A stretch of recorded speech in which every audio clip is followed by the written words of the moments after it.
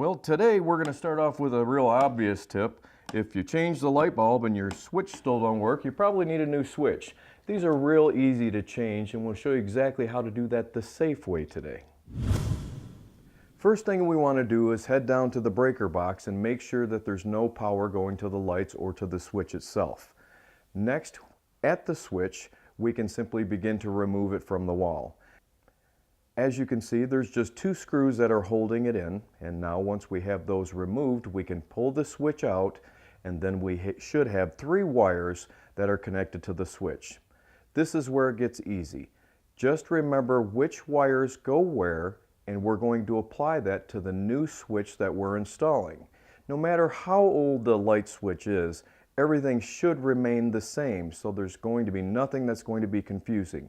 Just keep the top wire to the top, the bottom wire to the bottom, and then of course attach the ground screw. Now lastly, we just want to take the two screws that we originally removed the switch with and make sure that those are good and tight, reattaching it to the wall.